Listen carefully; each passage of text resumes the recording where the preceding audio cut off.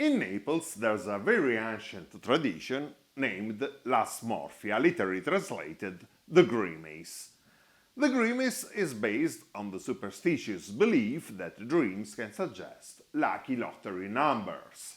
It's a sort of code to translate images seen in dreams into numbers you can bet on. Basically, popular symbols or images believed to recur in dreams are each assigned a number from 1 to 90.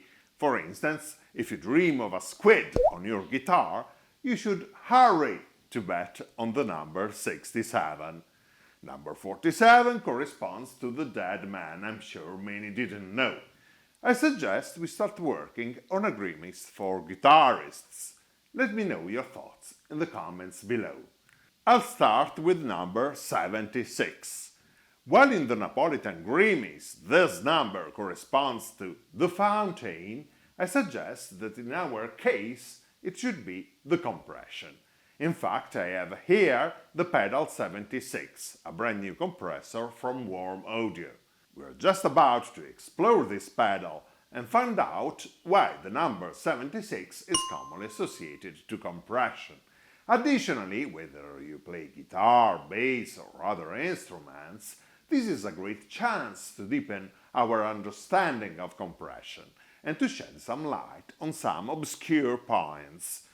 In the first place, do we really need a compressor pedal? 76, the number of compression.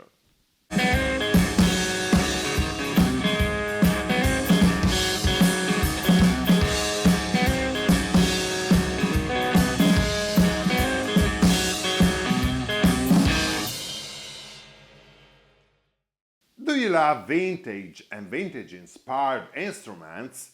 You are in the right place. Subscribe to Bob's Stone Review, the channel with cherry sunburst frame, always delivering accurate historical and technical details based on documented sources, first-hand information and personal experience. Speaking of which, let me start with an anecdote. When I was in my teens, I found a great deal and bought my first valuable guitar, a vintage Telecaster. It also came with a budget compressor pedal in the case.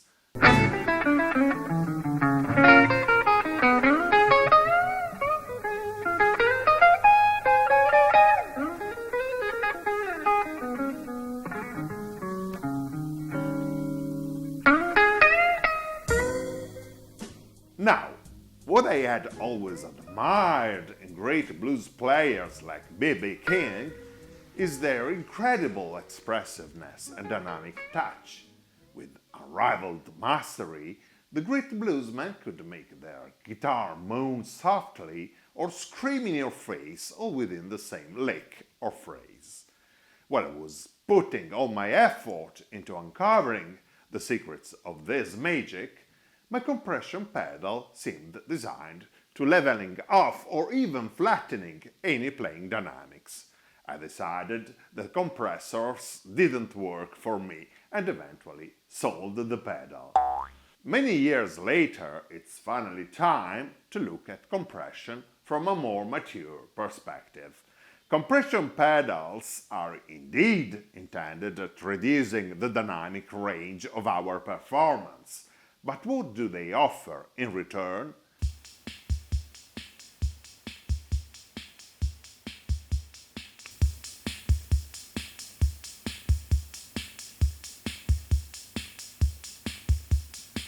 Just imagine that you are hearing someone talking in a video.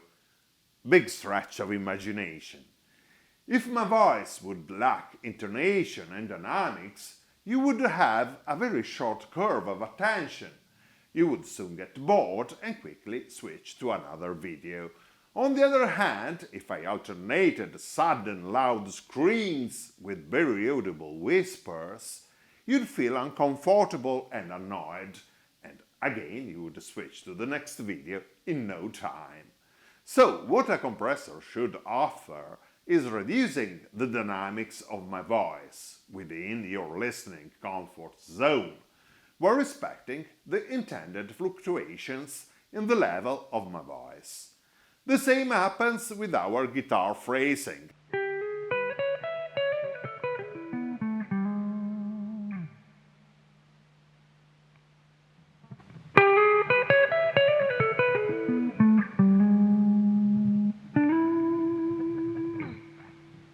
Compressor reduces dynamics, but in return it should enhance tonal presence, sustain and body.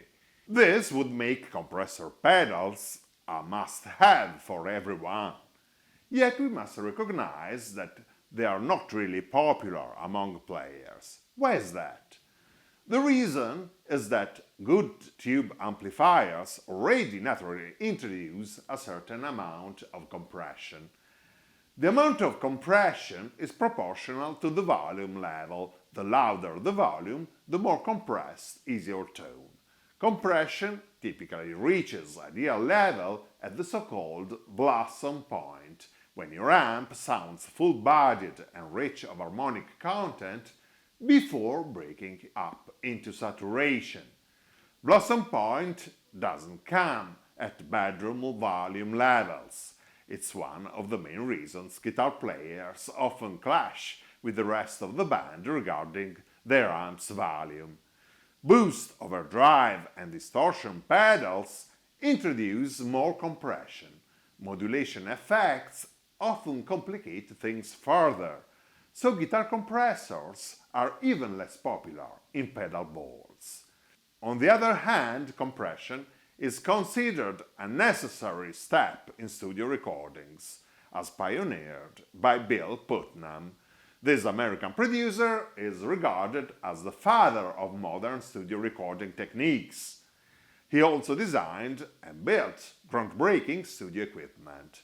In the mid-1950s, Putnam ran Universal Recording Corporation, Chicago's largest independent studio. He produced many big bands and recording artists, including Count Basie, Duke Ellington, and Little Walter. He also mastered the early Elvis Presley's sound recordings produced by Sam Phillips. By 1957, he had become so successful that the mainstream music scene drew him to Hollywood. In California, he founded United Recording Corporation, which soon gained a reputation as one of the most advanced recording facilities in the world, generating huge revenue. Putnam conceived the innovative architecture of his studios and personally designed much of the recording equipment. This gear was built by his own brands, Universal Audio and by 1967 United Recording Electronics Industries, or simply URE. Putnam's equipment became the standard in the studios across the United States, and these companies earned recognition as leading brands in the audio industry. In June 1967, Universal Audio introduced the 1176 peak limiter, a transistor-based compressor that evolved from the previous 176 tube model, marking the transition from tube to solid-state technology. The 1176 peak limiter became a staple in professional studios. It's now regarded as the greatest solid-state studio compressor of all time. This led to the association of the number 76 with compression in our grimace for guitar players. What makes the URE 1176 peak limiter so special? This processor stands out for its smooth, natural-sounding compression, thanks to exceptional responsiveness. Additionally, many producers find it improves clarity, but it can also add a touch of grit when pushed. Another strong point of the 1176 is its program-dependent behavior. This means it responsively adapts to the dynamics of the input signal, making it highly musical and expressive. It's no wonder that in more recent years, many manufacturers have released their reissues or clones of the URE 1176. In particular, Warm Audio from Texas even offers two models in their catalog, reproductions of the most desirable versions. Many players started desiring the sonic qualities of a 1176 Studio Rack unit in a pedal format. In 2012, Origin Effects intercepted this demand by squeezing their take on the original circuit into a stump box and introducing the Kali 76 compressor pedal. Warm Audio has recently followed, introducing the Pedal 76, which traces the footsteps of the first version of the Kali 76.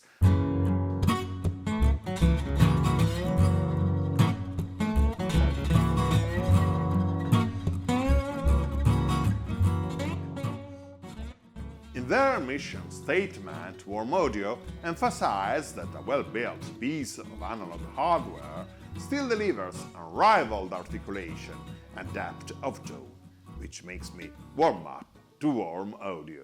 Like many in the audio industries, founder Bryce Young started the business in his garage. He established the company in 2011, committed to offering legendary vintage analog audio equipment at an unprecedented value for money. Warm Audio claimed to make a point of carefully selecting premium components and performing meticulous in-house hand testing across the entire inventory. The Warm Audio version of the 76 compressor indeed boasts some welcome bonus features, including high-quality components such as a US-made Cinemag audio transformer. Notably, Cinemag is the direct successor of Reichenbach Engineering, the company that built the transformers in the original vintage equipment. Furthermore, this Warm Audio pedal comes with captivating and refined aesthetics. It has a rugged brushed aluminum enclosure and an old-style electromechanical VU meter with backlight. It effectively renders the vibe of the legendary 1176 blackface version of the 1970s. The size is not the most pedalboard friendly, but its trustworthy appearance and big knobs inspire more confidence than a tiny stump box. Its large format and line-level output with balanced connector make this pedal versatile enough for desktop setups and general-purpose use. Before diving into the details, I'd like to remind you that the Pedal 76 and other Warm Audio products are available at competitive prices at Thomann. Don't forget to start your Thomann shopping from my affiliate link, also reported in the description. Just buy anything you need and support Bob Stone Review at no extra cost. The original Re 1176 underwent about a dozen design changes over the years, yet the three main versions all share the same straightforward control panel. Essentially, the front panel features 4 knobs and a selector for the compression ratio. The controls of the Pedal 76 mimic those of the classic studio units. Let's get to the core and see how they work. The input level control sets the level of the incoming signal. It helps to tame unwanted distortion from hot signals. It also acts as a threshold control. The compressor will start to apply gain reduction to the part of the signal exceeding this set limit. When you set a low input level, you are allowing most of the signal to remain below the compression threshold. This means that only the peaks will exceed the threshold and will be reduced or contained, while the overall dynamics remain largely unaffected. This is known as peak limiting. On the other hand, a higher input level pushes more of the signal above the threshold, engaging greater compression and reducing dynamic range more noticeably. Compression and limiting determine a gain reduction. The output control allows to make up for this volume loss and sets the final output level.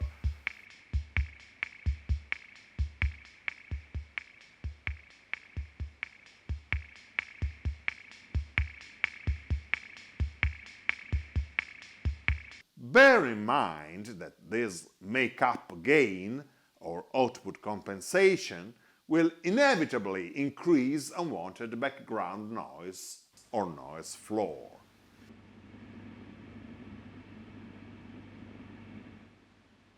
The ratio knob controls the amount of gain reduction applied to the signal exceeding the set threshold.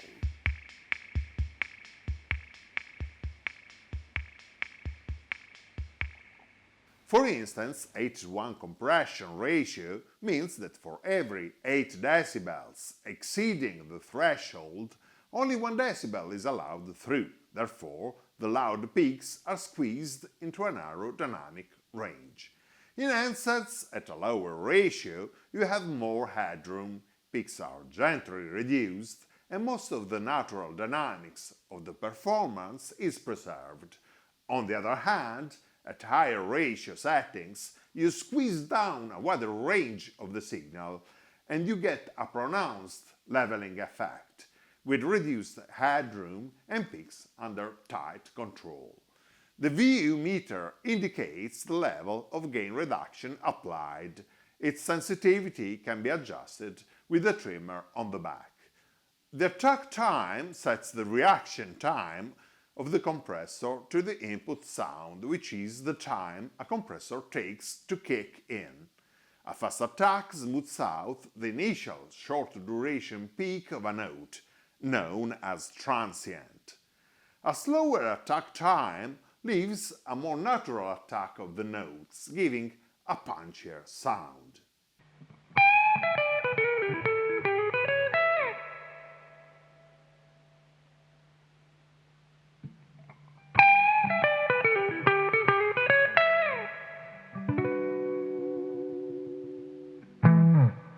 The release control sets how long the compressor takes to back off, allowing the note to return to its original uncompressed level. With a slower release time, the tail of a note or decay will be held for longer, increasing sustain. Also, a slow release keeps the signal compressed for longer, smoothing out the natural volume fluctuations. On the other hand, a faster release time preserves a smoother, more natural decay, allowing a more dynamic feel. In substance, a faster attack with a slow release determines a more consistent signal level. It keeps the playing dynamics under control, to the point of getting a perfectly even signal level.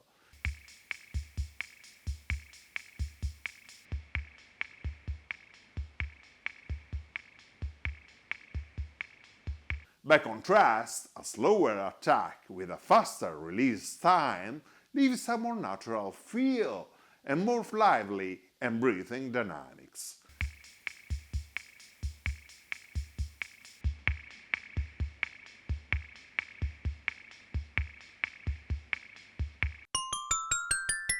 While the pedal 76 has convenient ratio control knob, the original URI 1176 peak limiter has a set of push-button switches, allowing to select 4 alternative compression ratios.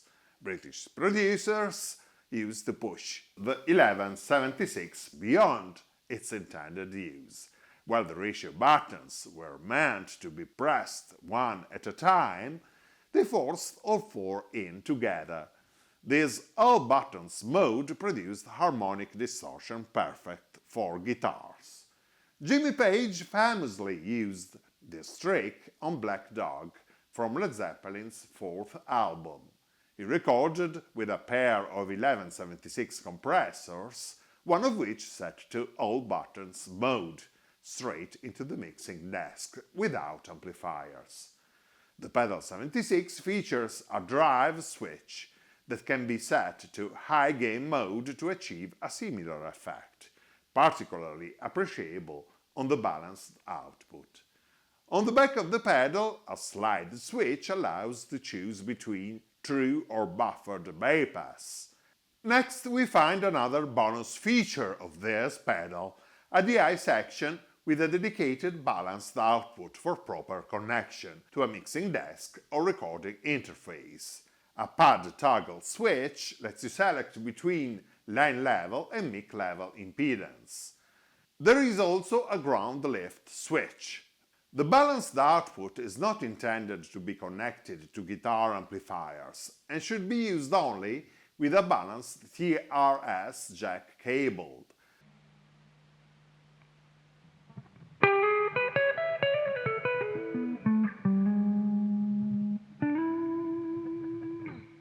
I noticed that the VU meter stayed lit even when unplugging the power supply. It turns out the magic came from a 9-volt battery hidden inside the pedal, something not even mentioned in the instruction manual. However, when the pedal runs on battery power, its functionality is limited. Most notably, the Cinemac transformer is bypassed, so you lose that rich analog coloration. To unlock the pedal's full audio performance, you'll need a 9-volt power supply delivering at least a healthy 125 mA. Furthermore, the battery isn't housed in a dedicated compartment, so you have to unscrew the entire base to replace it. In short, I'll just remove the battery to avoid the risk of acid leakage. Bottom line, the Warm Audio Pedal 76 effectively captures the vibe of the original studio gear in pedal format. It's a well-built device that delivers high-quality compression without messing up the natural dynamics of your performance. It stays true to Warm Audio's philosophy of offering excellent products at a favorable price point. While the Pedal 76 may not be the best match for a classic rock setup, or squeezed between a fuzz and a tremolo on a crowded pedal board, it shines in many other contexts.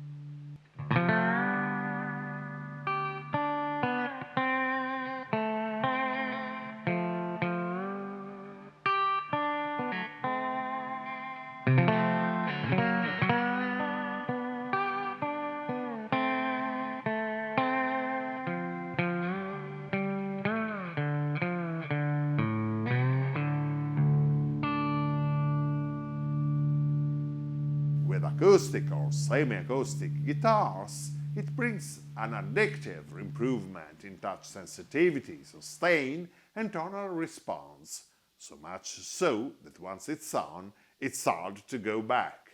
I'd recommend it hands down for jazz guitar, funky rhythm parts, chicken picking, lap steel, or any other clean tune that could use a bit of extra punch and clarity. Personally, I love the way it polishes the sound of my rational Reissues electric.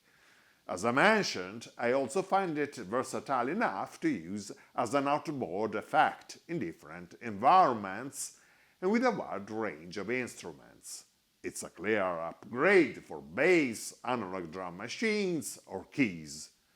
Shoot your thoughts and feedbacks in the comments below. Check out my web links. In particular, you might be curious to take a look at my page of recommended Thomann gear. Subscribe now and click the bell to keep posted.